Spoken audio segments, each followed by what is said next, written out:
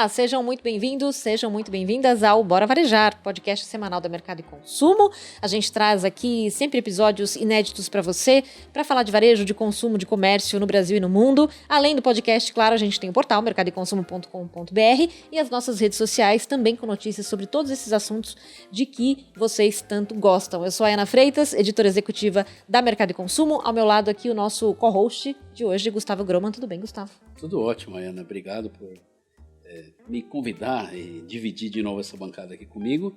E você que está nos assistindo aí, não se esqueça de dar o seu like, se inscrever no nosso canal, acionar o sininho e compartilhar esse conteúdo para que mais pessoas vejam. É isso aí, importante fazer todo esse processo aí que o Gustavo comentou, para que esse conteúdo não fique restrito a poucas pessoas, que ele seja aí compartilhado e o conhecimento que os nossos convidados trazem aqui seja também compartilhado com mais gente, tá bom? Hoje a gente tem aqui dois convidados, a gente vai falar muito sobre meios de pagamento, sobre tecnologia, sobre digitalização do varejo, e para falar sobre tudo isso, como eu comentei, temos dois convidados. A Renata Daltro, VP Comercial de Grandes Contas da Cielo. Tudo bem, Renata? Bem-vinda. Tudo bem, estou super feliz de estar aqui, obrigada pelo convite. Obrigada. Super animada. Prazer nosso recebê-la aqui. E o nosso outro convidado é o Felipe Campos, CFO da Calunga. Tudo bem, Felipe? Bem-vindo. Tudo bem, muito obrigado aí pelo convite, tanto do Mercado e Consumo, quanto também da Cielo, que estendeu o convite para a gente poder participar e contar um pouquinho da nossa experiência. É isso aí, é muito legal quando a gente tem convidados que são parceiros, que fazem negócio juntos, porque a gente consegue tangibilizar muitas vezes para quem está acompanhando a gente, né, como que é o trabalho feito, como que isso se reverte nos negócios, no dia a dia ali. Começando aqui com uma pergunta inicial para os dois, como vocês veem o presente, o futuro e o presente já do varejo, o que a gente está vendo acontecer no varejo hoje, quando a gente fala de mudança de comportamento do consumidor e da própria economia, o que esperar para os próximos anos, eu nem diria para os próximos anos, porque tudo muda tão rapidamente, semanas. né? Exatamente, para os próximos né? dias aí. Posso começar? Vai começar, por favor. Então, vamos lá.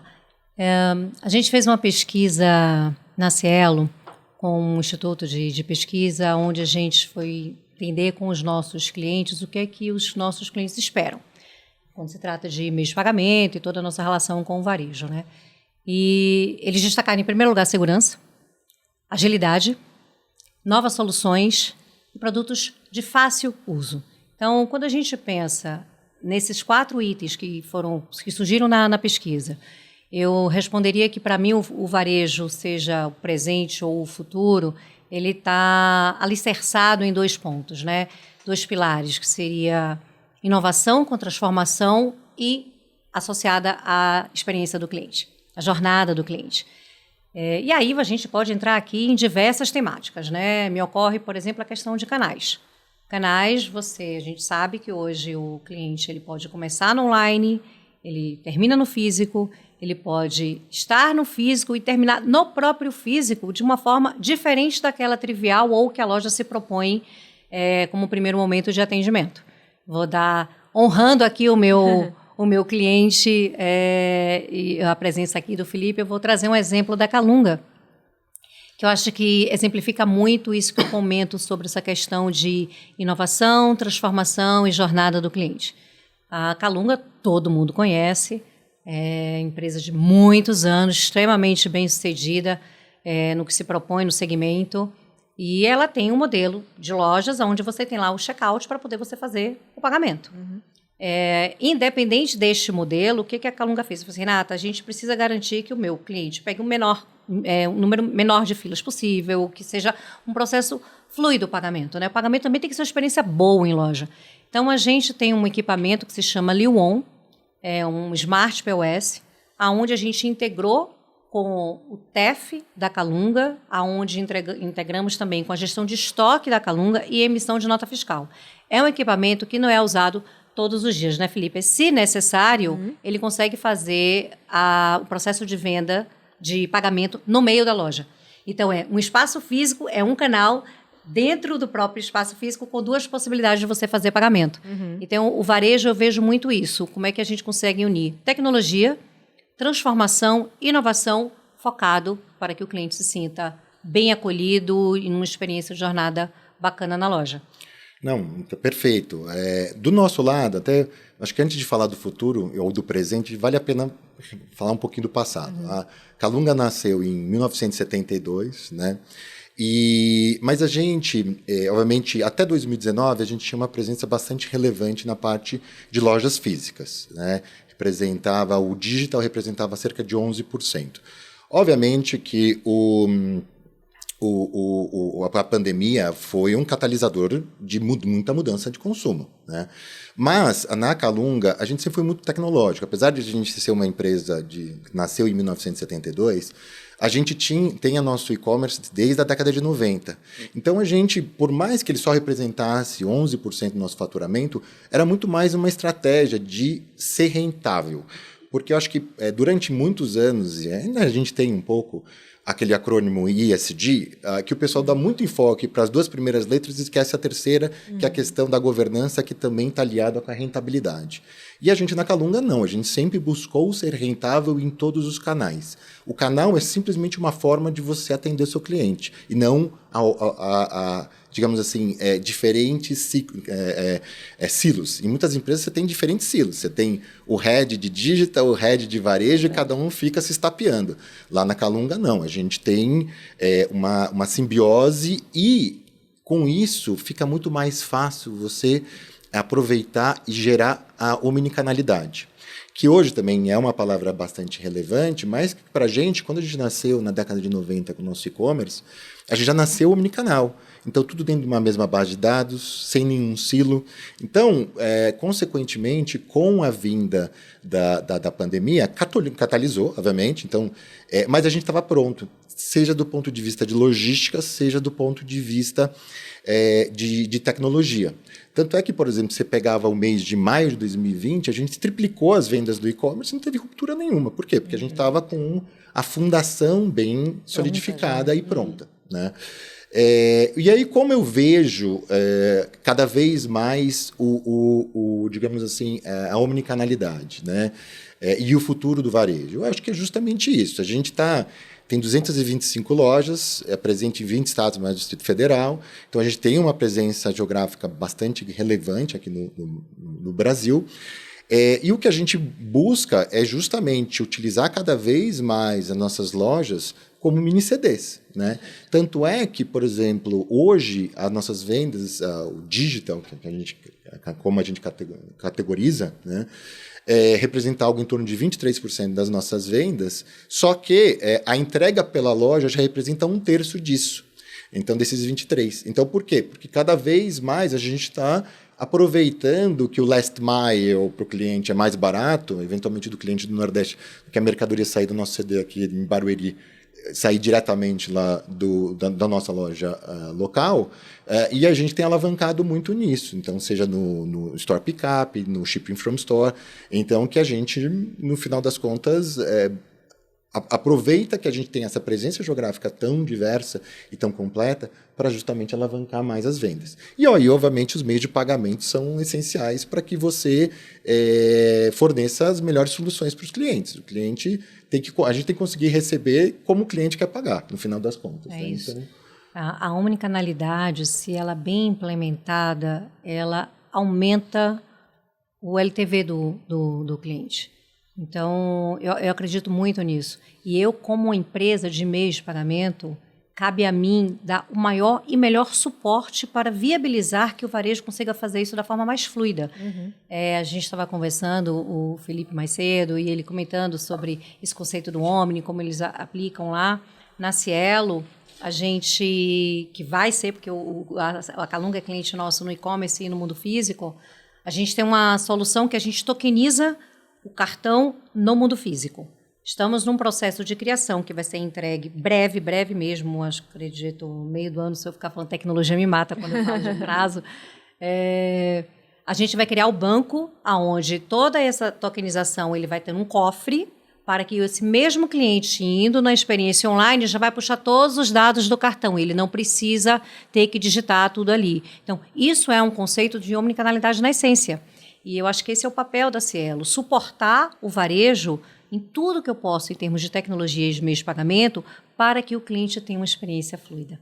Uma jornada. Imagina que coisa linda. Ele ir na loja, tokeniza, quando ele for no e-commerce, você já puxa todos os dados lá. E o pagamento, que é uma parte tão importante da jornada, né? Do consumidor, né? É importante, as pessoas ficam achando que é aquela parte mais chata. Exato. Eu entendo isso. Então, assim, uma grande luta e busca incessante que nós temos é fazer com que o pagamento ele seja uma experiência boa, que seja rápido, que seja prático, porque é isso que o cliente quer, né?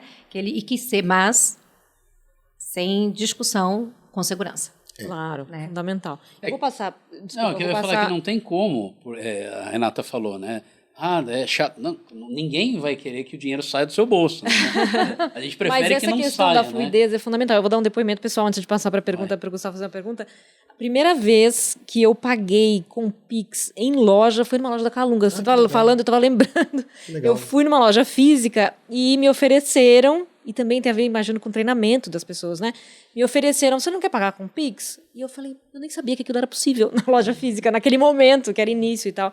E aquilo já me comprou, assim, aquela atitude que eu nem imaginava que era possível. Facílimo, né, de usar e imediato, enfim.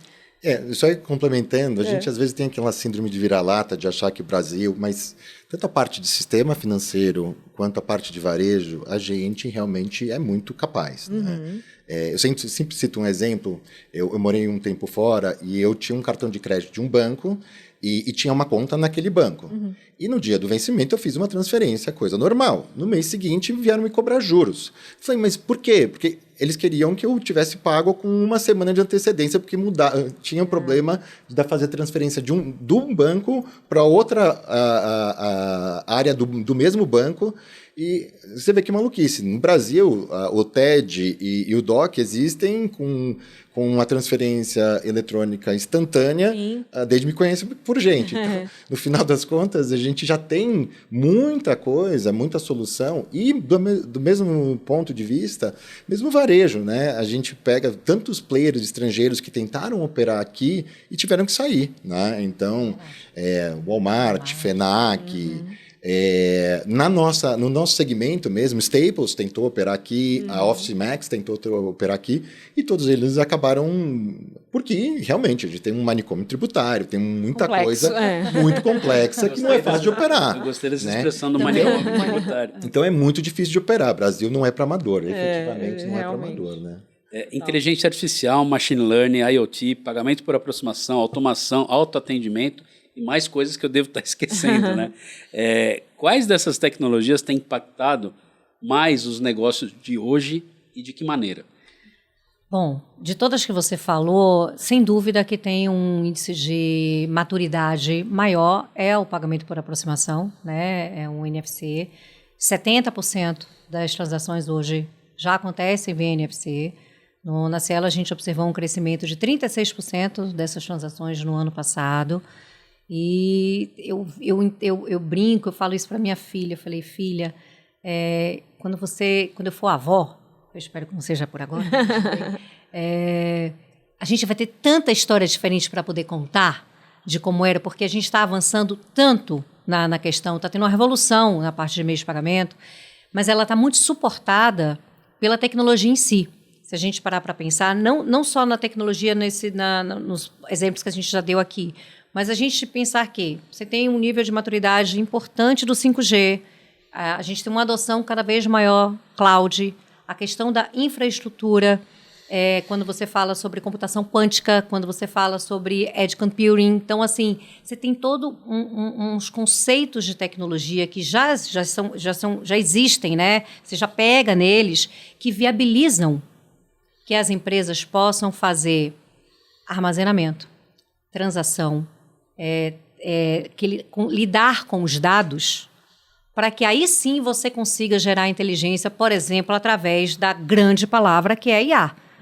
Eu sou apaixonada pelo conceito.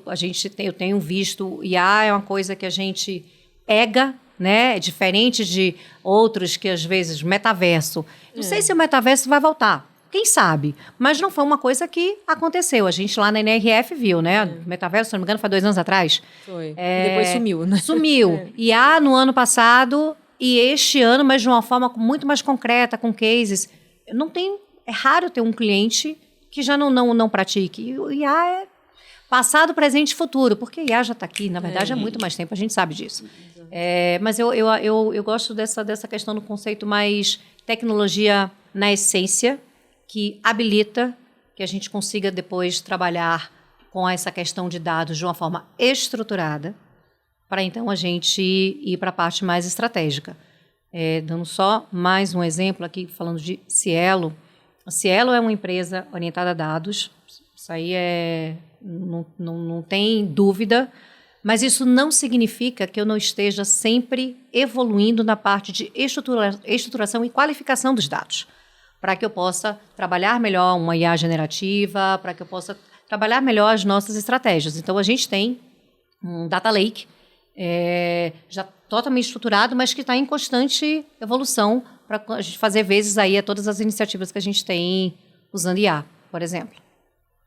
Do nosso lado, obviamente, o pagamento por aproximação é realmente, eu acho que a tecnologia mais relevante, mas a gente tem diversas iniciativas, a questão da IA, que a gente utiliza bastante para a questão, sobretudo, de CRM, chatbots, né? A gente utiliza a IA também para reduzir tarefas rotineiras no dia a dia da gestão. A questão do machine learning a gente utiliza muito para a questão também de treinamento dos nossos algoritmos para o antifraude, né, que tem bastante relevância.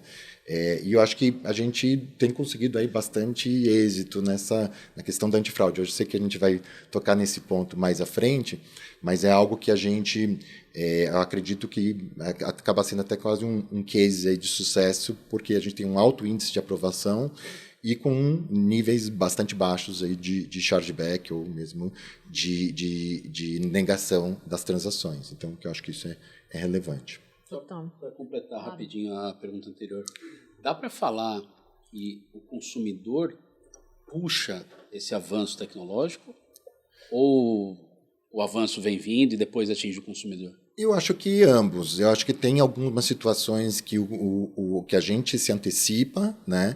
Mas tem questões que, às vezes, o cliente puxa. Por exemplo, um dos temas que vocês tinham mencionado é a questão do autoatendimento, sobretudo nas lojas, né? É um tema que a gente não foi um early adopter nisso, tá? Muito porque, assim, analisando, acho que é importante a gente olhar a questão do... Muitas vezes a gente quer fazer um copia e cola das tecnologias de fora, né? E tem que tomar muito cuidado com relação a isso. No caso específico, por que essa tecnologia funcionou tão bem nos países, nos Estados Unidos ou na Europa? Porque qual que digamos assim, qual que é o principal ponto que essa tecnologia tenta endereçar? Um, é a questão da agilidade no checkout, e dois, a questão custo de mão de obra, que lá fora é muito caro, né? Aqui no Brasil, obviamente que o custo de mão de obra é relevante, mas não dá nem para comparar com o custo de mão de obra lá fora. Então, como é que a gente conseguiu endereçar a questão da agilidade? E aí vem a tecnologia da Lil, né? Obviamente, a gente tem os nossos checkouts, tem muitos checkouts nas nossas lojas, cada loja pelo menos tem 7 checkouts. A gente tem o quiosque, que também funciona como um checkout. O nosso quiosque, só para você entender, em todas as lojas a gente tem um totem, que é um quiosque, que aí a gente tem o que a gente chama de prateleira infinita. Então, para evitar qualquer ruptura de venda, então de mercadoria que não tem em loja, a gente consegue, de novo, a questão da omnicanalidade. Vender na loja e entregar em casa, ou mesmo na própria loja, se ele não quiser pagar frete, ou se o frete, por alguma outra razão, ele queira receber na loja ou em outra loja, a gente dá essa opção. É um canal dentro de um canal. É um canal dentro de um canal. Então, por isso que eu acho que é importante, quando a gente falou da questão da omnicanalidade, é a gente olhar de um lado, então, obviamente, a gente sempre pensa do digital indo para a loja, mas a gente olha no 360, como tem que ser, né? E aí, o que eu estava só comentando da questão do copia e cola, porque quando você pensa aqui no Brasil, então, a questão do custo de mão de obra, obviamente, ele é relevante, mas não é tão relevante quanto lá fora. A questão da agilidade, a gente conseguiu endereçar de outra forma. E aí, quando você vai ver para os casos práticos aqui no Brasil, você vê muitos estabelecimentos do self-checkout, mas você sempre vai ter uma ou duas pessoas lá ajudando, orientando. Então, será que você está endereçando a questão da mão de obra mesmo ou é mais uma estratégia de marketing? Tem que ver, né? Fora que, querendo ou não, não tem a questão da segurança, que você se expõe mais. Né? Então, a gente, às vezes, olha com um pouco de ceticismo sobre determinadas tecnologias, porque parecem muito boas, mas que, obviamente, o trade-off tem que ser analisado. Então, nem tudo dá para copiar e colar, como você comentou, né? Não dá. Falando de meio de pagamento, de tecnologias de meio de pagamento, que papel prático a adoção de um meio de pagamento, seja ele qual for, Renata, tem na experiência do consumidor? Você falou isso um pouco, vocês dois pincelaram aí já, né?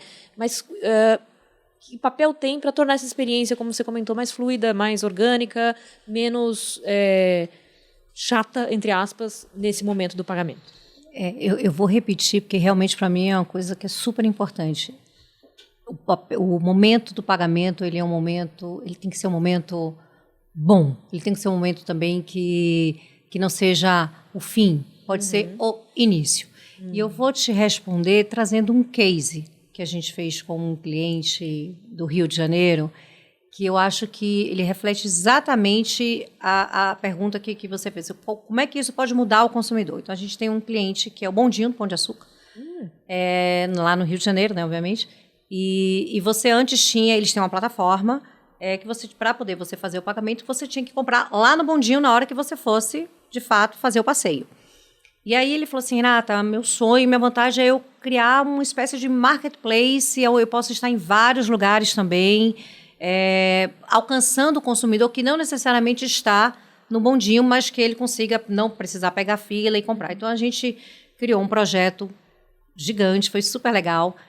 Tem totens espalhados pelo Rio de Janeiro, aonde a pessoa pode fazer a compra, não só do Bondinho, como essa questão do conceito do marketplace, você tem outras atrações turísticas no mesmo espaço para ele poder fazer a compra.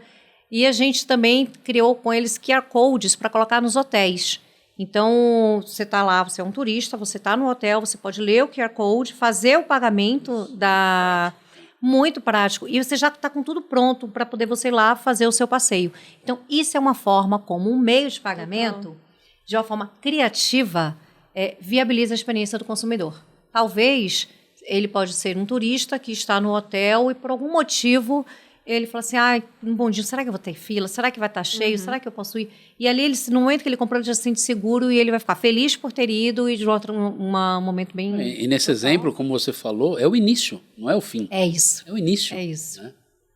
É isso que faz ele ir, né? Muitas vezes é o que ele vai fazer ele ir ou determinar aquele momento de ir, né? A gente tem tantos cases legais. Muitas vezes, quando a gente pensa no pagamento, a gente só pensa na captura da transação, né?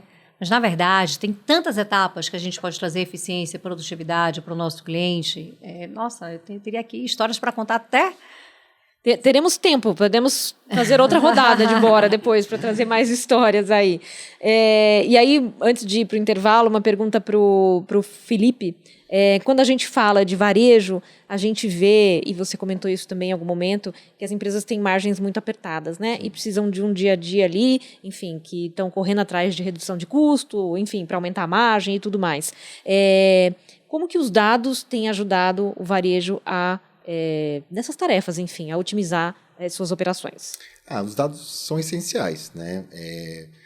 Como você mesmo mencionou, o varejo, as margens são muito apertadas, as despesas, a gente vem, querendo ou não, no Brasil, a gente vem de um ambiente inflacionário que você tem um alto índice de reajuste e correção das despesas. Então, você pega os aluguéis, você pega o dissídio, você pega a luz, a água. Basicamente, a grande maioria das despesas elas são indexadas. Então, você tem que constantemente estar buscando índices de maior eficiência, alavancagem operacional. Então, os dados, obviamente, são críticos e essenciais para o nosso dia a dia. Infelizmente, no varejo, a gente não tem nenhuma bala de prata, né?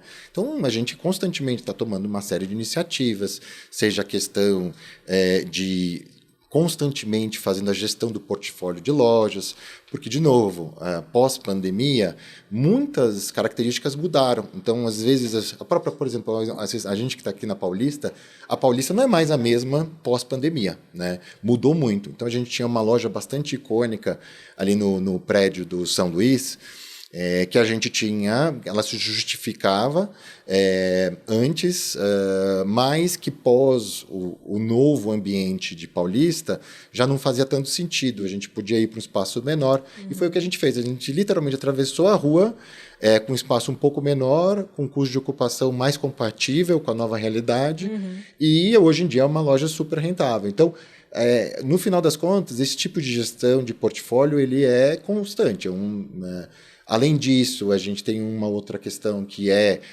usar muita tecnologia. A gente tem um software house, então isso, querendo ou não, nos ajuda muito a criar novas tecnologias. Então, a gente tem toda uma tecnologia de conexão, de conectividade nova, proprietária, que vai trazer, obviamente, redução de despesa.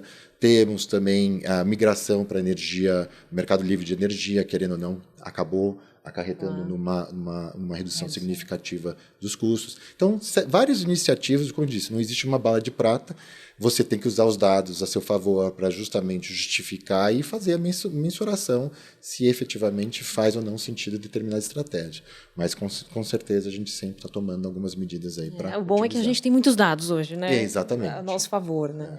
Muito bom. A gente vai fazer um rápido intervalinho aqui na nossa conversa. Daqui a pouquinho a gente volta com o segundo bloco desse Bora Varejar. Não saia daí. Daqui a pouquinho tem mais. Você que está acompanhando o Bora Varejar, não deixe também de visitar o portal da Mercado e Consumo, mercadoeconsumo.com.br, a mais relevante plataforma de varejo e consumo do Brasil. Acompanhe também todas as nossas redes sociais. A Mercado e Consumo está onde você estiver. De volta com o Bora Varejar desta semana, falando bastante aqui de varejo, meio de pagamento, como um bom meio de pagamento, uma boa forma de relacionamento do cliente com os meios de pagamento, como tudo isso permite uma boa experiência para o consumidor final, no fim das contas, né? Gustavo, tem pergunta para os nossos convidados? Sim, o pessoal, infelizmente, perde as nossas conversas de intervalo. Né? Eu tava comentando com a Renata que eu adorei o exemplo que ela deu do case lá do Rio de Janeiro, do bondinho, né? E puxando um pouco por esse lado, Renata, a Cielo oferece uma série de serviços de valor agregado para os seus clientes, né? Comenta um pouco sobre mais serviços desses. Bom, primeiro, tanta coisa que eu posso falar que dá. Vamos lá. Primeiro, acho que é importante deixar claro um ponto. Às vezes a gente pensa na Cielo, a gente pensa na adquirência, captura de uma transação, tá? Da base de clientes que eu tenho na minha área, mais da metade estão com a Cielo, que é normal, e uma parte não estão com a Cielo, e eu brinco que eu estou com o meu cliente na alegria e na tristeza. Quando a gente fala das soluções, portfólio de soluções da Cielo, eu tenho um grupo desses clientes que não estão com adquirência com a Cielo, mas por volta de 20% desses clientes compram algum serviço da Cielo. Então, é só para poder você ter ideia, por volta hoje de 14% da receita que a gente gera na área de grandes contas vem de que não é de adquirência. Então, a gente tem um horizonte de soluções que vai muito além da captura. Muitas vezes, quando a gente fala de novas soluções, a gente pensa que tem que ter um lançamento de um grande produto ou um novo produto. Uma vez contratamos uma consultoria para poder descobrir no mundo, eu brinco que ele foi em outro planeta para descobrir o que tinha para implantar, e na verdade não existe uma bala de prata. Então a gente entendeu que a beleza de oferecer soluções de tecnologia de meio de pagamento para o nosso cliente é a gente seguir sempre evoluindo, buscando atender a necessidade do cliente e as mudanças que tem de mercado. Então eu gosto de trazer como exemplo aqui o que a gente tem feito, por exemplo, com o link de pagamento. O link de pagamento da Cielo foi lançado em 2016, tem muito tempo. E quando a gente pensa no link, a gente pensa numa transação que você manda via WhatsApp, que faz uma captura de uma transação e só. Não é isso, ele é muito mais do que isso. O link da Cielo é um link que ele tem a opção de ter autenticação. Então, isso garante que o liability vai não para o estabelecimento, e sim para o banco emissor, que fez a aprovação daquela captura, porque hoje no online a responsabilidade da transação é do estabelecimento, então a não ser que seja a transação autenticada. Então, esse já é um ponto de avanço. E aí, um segundo, que a gente entende que existe um conceito de falso positivo, né? Hoje, por volta de 2% das transações link, que são feitas no link da Cielo, elas são negadas na partida, porque elas são, de primeira, vistas como muito alto risco, tá? Esse falso positivo, eu perdia essas transações, e ela poderia, uma parte delas, obviamente, ser uma transação real, né? Então, aí a gente criou, está em piloto, né, só para deixar aqui bem claro, e a gente deve entrar em produção também agora breve, nesse semestre, posso falar, uma forma de você fazer autenticação com reconhecimento facial. Então, assim, são evoluções que você tem dentro de um próprio produto, dentro de uma mesma solução, mas que traz aquilo que o varejo pede tanto, que foi o que eu comentei no primeiro bloco, né? Qual é o primeiro fator que ele pede para mim? É segurança. Então, a gente investe muito nesse sentido. Então, eu destacaria aqui os avanços que a gente tem tido no nosso link de pagamento. Destaco também o programa Aliança. É um programa que me orgulha muito. A gente lançou no final do ano passado. Hoje, a gente sabe que o varejo ele não anda somente com meios de pagamento sem ter uma solução de software embarcada, no caso da linha integrada, por exemplo. Então, a gente tem parceiros conosco na oferta para o cliente, então isso faz com que a jornada dele seja muito mais fluida na hora que ele faz a compra comigo. Então, eu já entrego a Lio já com um parceiro para poder fazer a jornada que ele quer. No caso aqui da Calunga, eles fazem gestão de estoque e fazem emissão de cupom fiscal. Tem parceiros que podem querer colocar ali gestão de estoque, mas também a questão da prateleira infinita. Ou eu brinco que a Lio é aquilo que você quer que ela seja, porque você pode colocar o software que você quiser. Um outro destaque também, que é um queridinho de solução da Cielo, que foi consolidado no ano passado, é o que a gente chama de sala de performance, que nós temos técnicos que faz toda uma gestão personalizada, específica para e-commerce, tá? Eu tenho somente 60 clientes hoje nessa sala de performance, e a gente está crescendo ela agora esse ano, a gente quer chegar em 200 clientes. Eu chego a aumentar 7 pontos percentuais de conversão de vendas, porque a gente faz um processo que a gente tagueia toda a transação e identifica pontos da forma como o gateway submete aquela transação para a gente. Tem flags que você pode tratar ou não, que aumenta a conversão. Tá? Isso é dinheiro. Quando a gente fala de varejo que tem uma margem baixa, é sensacional. Eu tenho vários cases. A Cielo cresceu no ano passado acima da média de mercado quando se trata de e-commerce. E muito por conta do quanto que a gente tem suportado o nosso cliente nessa questão da sala de performance. Mas assim, eu estou contando essa história aqui, que é muito bacana, mas eu vou fazer uma curiosidade, vou tomar aqui a licença do Felipe. A Calunga não está na sala de performance, porque eles têm uma estrutura de dados que é raro de você encontrar aqui no varejo. Ele tem um nível de conversão altíssimo, né, Felipe? Então é muito legal. 97% das transações. Gente, eu nunca vi isso em lugar nenhum. 97% nenhum das lugar. transações e tem um chargeback inferior a 0,5%. Então, a gente, obviamente, eu acho que uma coisa que ajuda muito a Calunga, a gente tem mais de 52 anos de história, a gente tem uma base de clientes de mais de 26 milhões de clientes, a gente tem um índice, seja de identificação do cliente no caixa, altíssimo, de 88%. Então, a gente consegue ter um bom conhecimento do nosso cliente e aí, obviamente, dado que o nosso cliente ele é um cliente recorrente, só para vocês terem ideia, 46% dos nossos clientes, quando a gente olha CPFs, eles compraram pelo menos 2 vezes nos últimos 12 meses. E isso eu estou falando de volume. Obviamente, quando a gente fala de dinheiro, é muito mais relevante que isso. E quando a gente está falando de CNPJs, a gente está falando de mais de 60% dos nossos clientes compraram pelo menos 2 vezes. Então, querendo ou não, a gente ter essa recorrência com os nossos clientes ajuda muito a gente, obviamente, ter maiores índices de conversão e, consequentemente, também fidelizar mais o cliente, trazendo uma melhor solução. Tirando as compras assim, de dia a dia, uma coisa aqui, uma coisa ali, todo começo de ano... Volta às aulas, falar, né? Todo começo de ano, estamos na Calunga. É isso aí. Eu gosto também do fim do ano, porque tem muita coisa para presentinhos e tudo mais. É verdade. A pegada é essa aí. Você sabe que isso a gente, obviamente no passado, quando a gente nasceu, a gente era muito mais papelaria. E ao longo dos anos a gente foi aumentando. Hoje a gente trabalha com mais de 14 mil SKUs. Então a gente foi trazendo novas categorias. Então a gente tem um segmento de gaming, tem um segmento de office supply, que também que é a parte de suprimentos de escritório, tem a parte de cabos para rede, para elétrica. Então a gente temos uma área também de coffee break e produtos de higiene, que obviamente foram muito relevantes ali. Durante a pandemia, o que a gente vendeu de álcool gel foi um absurdo. Mas, querendo ou não, assim, obviamente a gente foi dessazonalizando, que eu acho que é isso que é importante. Porque a gente, obviamente, tinha uma exposição muito grande ao primeiro trimestre, que era o Volta às Aulas. Hoje ainda é representativo para a gente, mas ele representa ali, do ponto de vista de quebra em faturamento, né, em torno de 30% do nosso faturamento anual. Então já foi muito mais no passado, hoje em dia é 30%. Mais e os outros equilibrado. aqui ficam orbitando aí entre 22% a 27%. Para soluções, né? Soluções de vida, né? Só no para geral. falar que eu não estou mentindo, além da visita anual pré-início de aulas, né? O meu mouse atual não está aqui, mas está ali. Meu mouse atual comprei na Calunga, né? Legal. Meu fone de ouvido comprei na Calunga. E aí fica a dica, Ana, para você, para Renato. Para o Felipe eu não vou dar porque ele já sabe. Né? E para quem está nos assistindo, eu sempre compro pacotes grandes de pilha na Calunga. Não tem lugar mais barato para comprar pacote grande de pilha do que a Calunga. Você sabe que, olha, esse é um ponto interessante. A gente, desde 2019, a gente tem se preocupado muito com a questão também, como a gente estava falando, do futuro do varejo.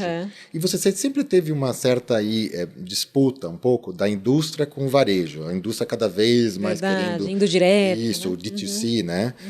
E a gente tem uma operação que, desde que começou em 2019, então foi até pré-pandemia, que foi justamente o que a gente chama de Online Partner Store. O que é isso? A gente faz toda a operação de full commerce para alguns dos nossos fornecedores. Então, você vai entrar no site da HP, na verdade, você está entrando que a gente faz todo o full commerce, somos nós.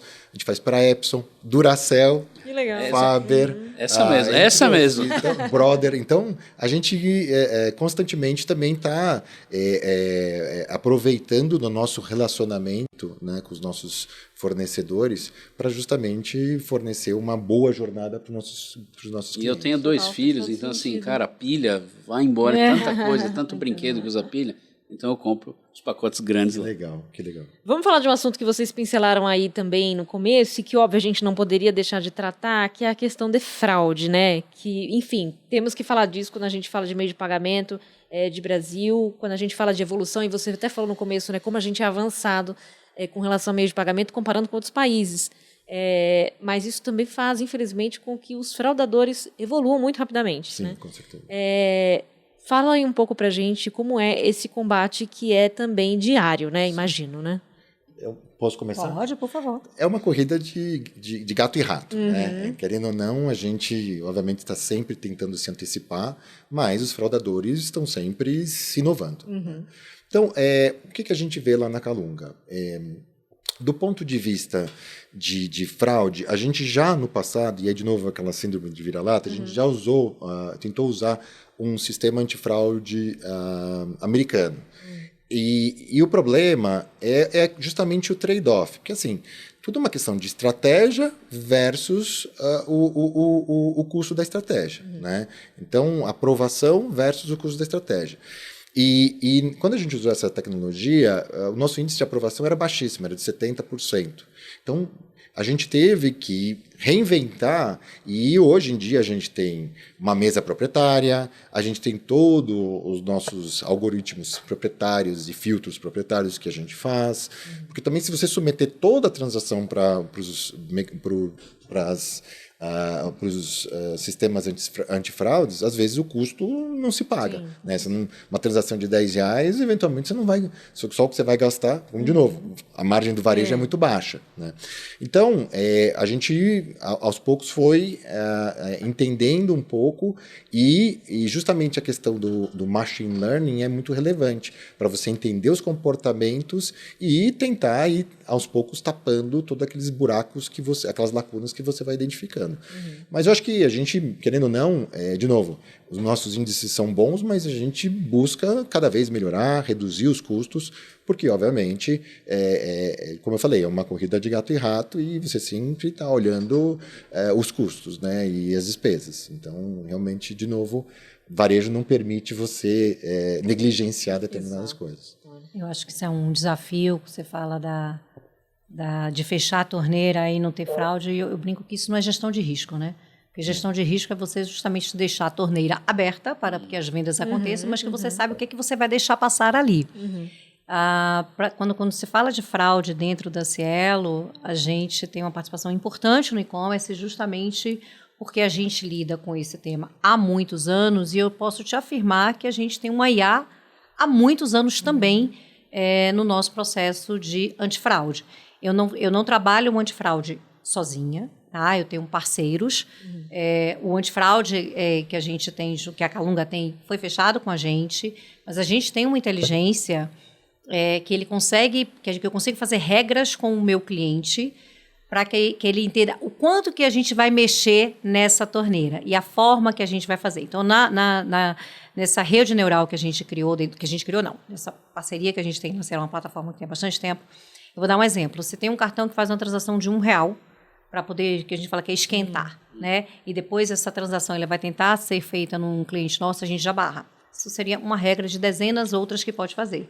E eu sempre presto conta com o meu cliente do e-commerce o quantos milhões que a gente evitou de fraude mensal, bimestral, que seja, para ele poder entender como é que a gente está trabalhando. Mas é um trabalho que a gente faz em parceria, porque ele também conhece o cliente dele, então a gente faz o máximo para poder juntar esses dados, que aí entra a questão de dados, para que a gente consiga sempre estar à frente, correr atrás, porque assim como o nosso país tem uma rápida adoção, cultura para pixel, para tudo que vem de inovação, a gente sabe também que os fraudadores aqui eles são criativos. Renato, e aí vai depender, é meio personalizado, assim, dependendo do tipo de cliente e do tipo de negócio? Totalmente personalizado. Totalmente. A gente faz um trabalho incrível, por exemplo, com as aéreas. Bem personalizado. As 3 maiores aéreas estão com a gente. E aí a gente faz esse... É bem legal. Legal e desafiador, né? Mas a gente gosta. Muito bom. Gente, estamos chegando ao final aqui do Bora Varejar. Rápido, né? Passa voando mesmo. Podemos marcar outros encontros aqui para a gente continuar falando desses assuntos, mais sobre experiência de compra, de pagamento, enfim, tudo isso que reflete no fim do negócio, né, no dia a dia. Mas antes da gente terminar, a gente tem um momento aqui pedindo para vocês falarem diretamente para a câmera, dar um recado final para o público, uma dica, enfim, para o varejista que nos acompanha. Eu sempre costumo falar aqui que o nosso público muitas vezes, o varejista já bem estabelecido, mas muitas vezes o varejista que está buscando inspiração em grandes cases como esses que vocês trouxeram aqui. Então, espaço para vocês, por favor, mandarem aí o seu recado final. Meu cliente querido primeiro. Então tá. Eu vou falar uma mensagem que acho que a gente está vivendo um boom de tecnologias incríveis, que eu tenho certeza que isso vai trazer muita otimização para o varejo e que a gente vai ter muito ganho de escala, muita personalização para poder atender o cliente cada vez melhor. Mas eu acredito que também que a tecnologia sozinha ela consegue dar uma boa experiência para o cliente, mas acredito que a magia do varejo ela acontece quando você conecta a tecnologia com o humano. Então, acho que eu queria deixar essa mensagem, que a beleza do varejo é isso, é você trazer tecnologia, mas você ter também ali o acolhimento, você ter o humano, para poder a gente deixar o nosso cliente feliz. Depois de uma mensagem dessa... Agora, tá vendo? Esse que é o problema de ficar por último. Verdade. Bom, primeiro eu queria agradecer tanto a Cielo quanto o Mercado de Consumo por esse convite. Eu gostei muito da conversa. E, bom, Volta às Aulas já terminou, mas, gente, não vamos esquecer da Calunga ao longo do ano, né? Então, eu acho que a gente, de novo, faz um trabalho de buscar trazer novas tecnologias, buscar novos produtos, novos meios de pagamento, né? E a gente tenta aí fornecer o melhor para vocês. Então, agradeço se puderem contar com a gente aí ao longo do ano e não somente no Volta às Aulas. É isso aí, não só consumidor final, como empresas, muitas também com que certeza, contam com a Calunga. Com certeza. Muito bom. Renata Daltro, VP Comercial de Grandes Contas da Cielo, super obrigada, prazer tê-la aqui. Prazer foi meu, adorei o convite. Vamos voltar para falar de mais cases. Boa, vamos. Tem muito case bacana, pelo jeito, para contar ainda, né? E Felipe Campos, CFO da Calunga, obrigada mais uma vez e prazer te receber aqui. Tá bom, muito obrigado. Viu? A vocês que acompanham o Bora Varejar também, obrigada pela audiência, obrigada pela audiência diária, a todo momento, em tempo real, no portal mercadoeconsumo.com.br, nas nossas redes sociais, enfim, onde você quer saber sobre varejo, consumo, comércio no Brasil e no mundo, a gente está lá para levar notícia para você. Gustavo, obrigada por dividir a bancada aqui comigo mais uma vez. Obrigadíssimo e bora varejar. Bora sempre. E aquele recado final, o que as pessoas podem fazer com esse conteúdo? Eles já sabem, Não custa lembrar. mas eu vou lembrá-los, né? Então, se inscreva no canal, acione o sininho, deixe seu like e compartilhe esse conteúdo. É isso aí, muito importante que você compartilhe esses insights, esses conhecimentos aí com mais gente, tá bom? Obrigada pela audiência mais uma vez, até a próxima.